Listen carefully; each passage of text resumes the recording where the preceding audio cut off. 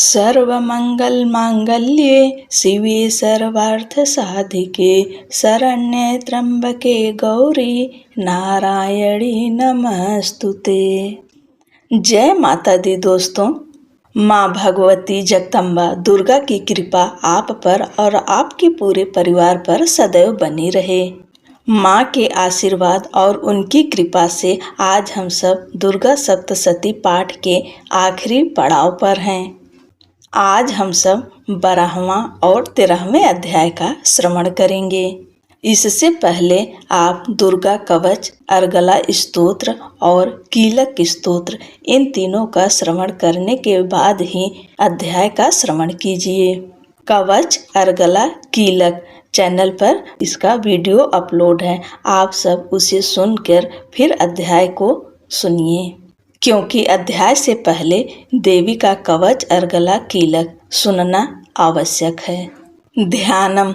मैं 3 नेत्रों वाली दुर्गा देवी का ध्यान करता हूँ। उनके श्री अंगों की प्रभा बिजली के समान है। वे सिंह के कंधे पर बैठी हुई भयंकर प्रतीत होती हैं। हाथों में तलवार और ढाल लिए अनेक कन्याएं उनकी सेवा में खड़ी हैं।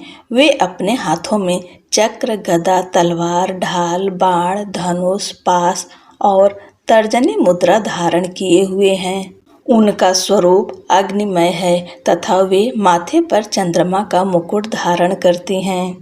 देवी बोली, देवताओं, जो एकाग्रचित होकर प्रतिदिन इन स्तुतियों से मेरा स्तवन करेगा, उसकी सारी बाधा मैं निश्चय ही दूर कर दूंगी।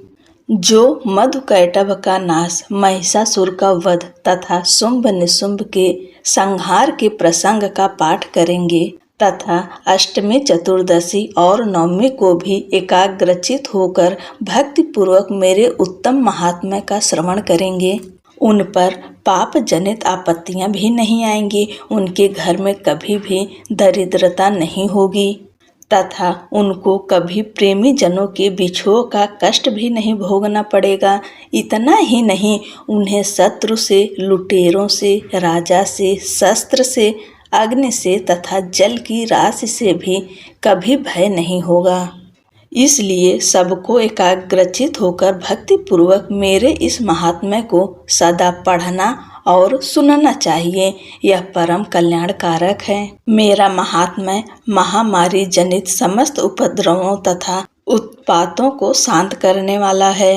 मेरे जिस मंदिर में प्रतिदिन विधि पूर्वक मेरे इस महात्म्य का पाठ किया जाता है, उस स्थान को मैं कभी नहीं छोड़ती। वहाँ सदा ही मेरी सन्निधान बना रहता है। बलिदान, पूजा, होम तथा महोत्सव के अवसरों पर मेरे इस चरित्र का पूरा पाठ और श्रवण करना चाहिए। ऐसा करने पर मनुष्य विधि को जानकर या बिना जाने भी मेरे लिए जो बलि, पूजा या होम आदि करेगा, उसे मैं बड़ी प्रसन्नता के साथ ग्रहण करूंगी।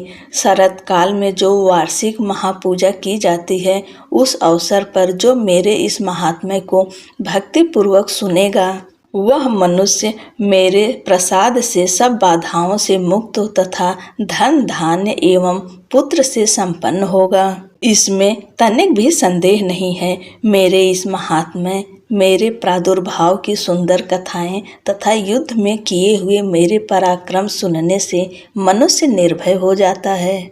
मेरे महात्म्य का श्रवण करने वाले पुरुषों के शत्रु नष्ट हो जाते हैं। उन्हें कल्याण की प्राप्ति होती है तथा उनका कुल आनंदित रहता है।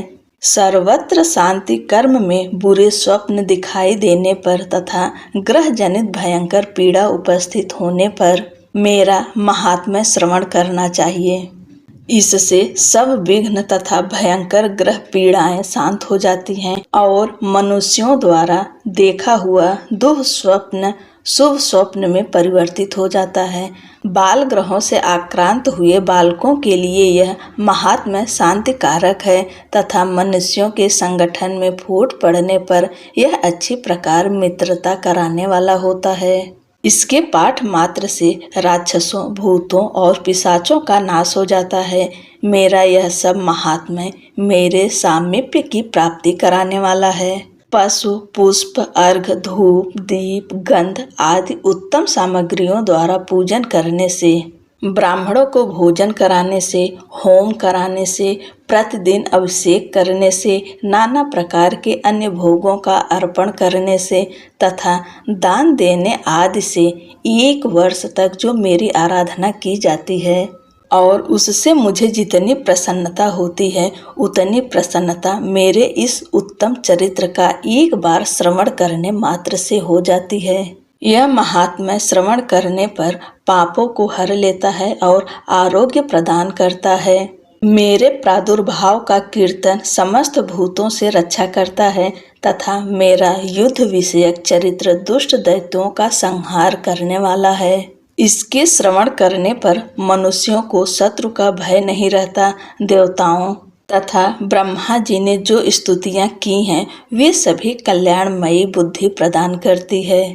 वन में, सूने मार्ग में अथवा दावा नल से घिर जाने पर, निर्जन स्थान में, लुटेरों के दाव में पड़ जाने पर या शत्रुओं से पकड़े जाने पर अथवा जंगल में सिंह, व्याघ्र या जंगली हाथियों के पीछा करने पर, कुपित राजा के आदेश से वध या बंधन के स्थान में ले जाने पर अथवा महासागर में नाव पर बैठने के बाद भारी तूफान से नाव के डगमग होने पर और अत्यंत भयंकर युद्ध में शस्त्रों का प्रहार करने पर और अत्यंत भयंकर युद्ध में शस्त्रों का प्रहार होने पर अथवा वेदना से पीड़ित होने पर, किम बहुना सभी भयानक बाधाओं के उपस्थित होने पर जो मेरे इस चरित्र का स्मरण करता है वह मनुष्य संकट से मुक्त हो जाता है।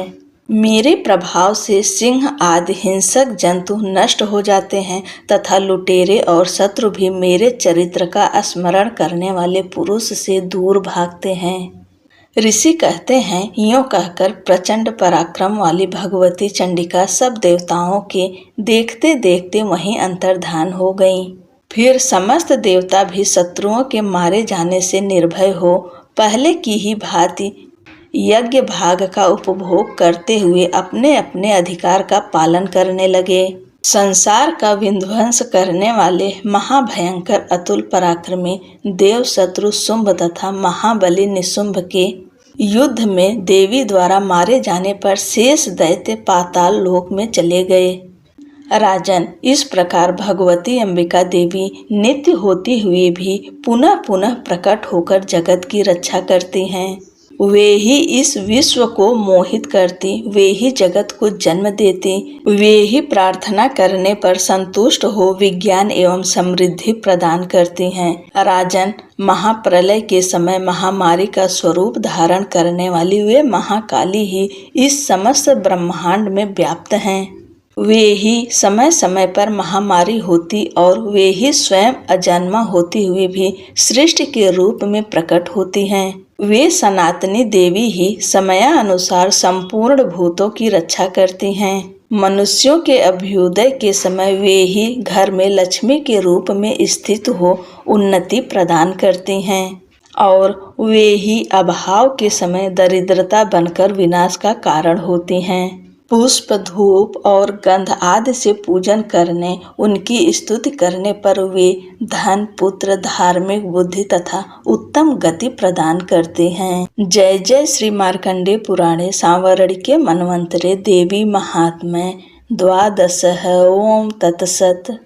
अब हम सब 13वें अध्याय का श्रवण करेंगे। ध्यानम। जो उदय काल के सूर्यमंडल की सी कांति धारण करने वाली हैं, जिनके 4 भुजाएं और 3 नेत्र हैं एवं अभय की मुद्रा धारण किए रहती हैं, उन शिवा देवी को मैं ध्यान करता हूँ।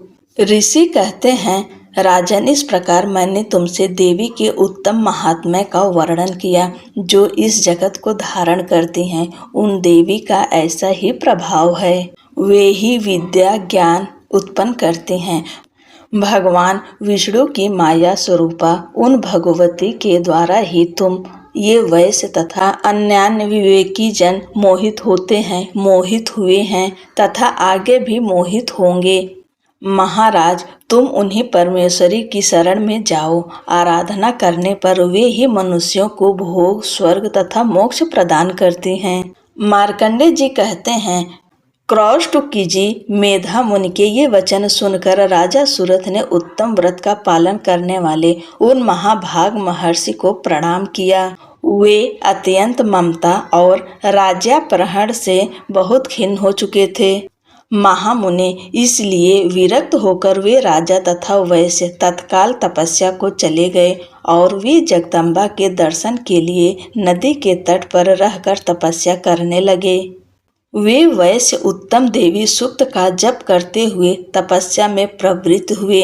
वे दोनों नदी के तट पर देवी की मिट्टी की मूर्ति बनाकर पुष्प, धूप और हवन आदि के द्वारा उनकी आराधना करने लगे। उन्होंने पहले तो आहार को धीरे धीरे कम किया, फिर बिल्कुल निराहार रहकर देवी में ही मन लगाए एकाग्रता पूर्वक उनका चिंतन आरंभ किया।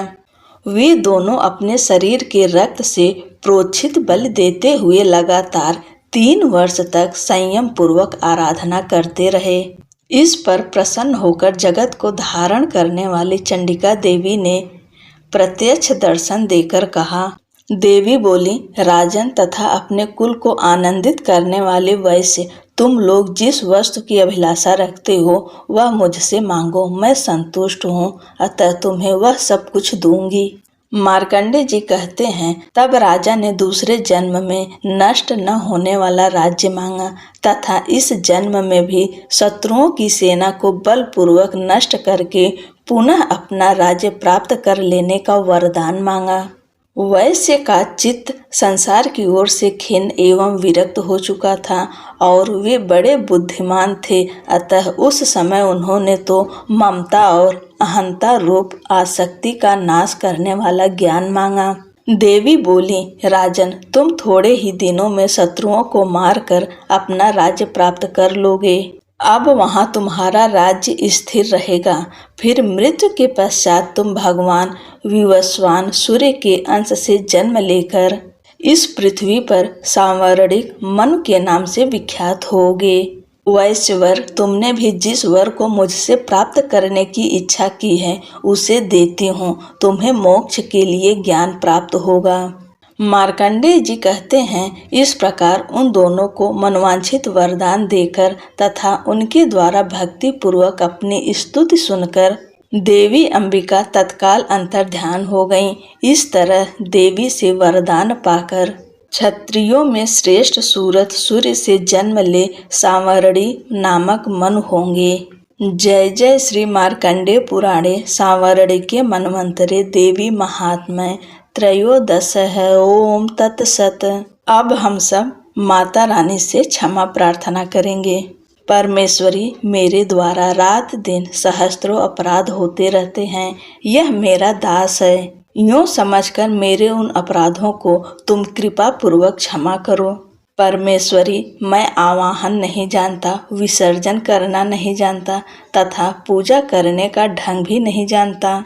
क्षमा करो देवी सुरेश्वरी, मैंने जो मंत्रहीन, क्रियाहीन और भक्तिहीन पूजन किया है वह सब आपकी कृपा से पूर्ण हो। सैकड़ों अपराध करके भी जो तुम्हारी शरण में जा जगदम्ब कहकर पुकारता है उसे वह गति प्राप्त होती है जो ब्रह्मादि देवताओं के लिए भी सुलभ नहीं है। जगदम्बिके, मैं अपराधी हूँ किंतु तुम्हारी शरण में आया हूँ। इस समय दया का पात्र हूँ, तुम जैसा चाहो वैसा करो। देवी परमेश्वरी, अज्ञान से, भूल से अथवा बुद्धि भ्रांत होने के कारण मैंने जो न्यूनता या अधिकता कर दी हो वह सब क्षमा करो और प्रसन्न हो। सच्चिदानंद स्वरूपा परमेश्वरी, जगन माता कामेश्वरी, तुम प्रेम पूर्वक मेरी यह पूजा स्वीकार करो और मुझ पर प्रसन्न रहो। देवी सुरेश्वरी, तुम गोपनीय से भी गोपनीय वस्तु की रक्षा करने वाली हो। मेरे निवेदन किए हुए इस जप को ग्रहण करो, तुम्हारी कृपा से मुझे सिद्धि प्राप्त हो। दोस्तों, यह पावन कथा सप्तशती का पाठ आज समाप्त हुआ। अंत में क्षमा प्रार्थना जरूरी है। हम 13 अध्याय का श्रवण किए हैं। इसमें जो कुछ भी गलती हुई हो उसके लिए क्षमा प्रार्थना जरूरी होता है। हम माता रानी से क्षमा प्रार्थना जरूर करेंगे। आप सभी को नवरात्रि की ढेर सारी शुभकामनाएं। और वीडियो पसंद आए तो चैनल को लाइक शेयर कर दीजिए और सब्सक्राइब करना ना भूलें। जय माता दी दोस्तों।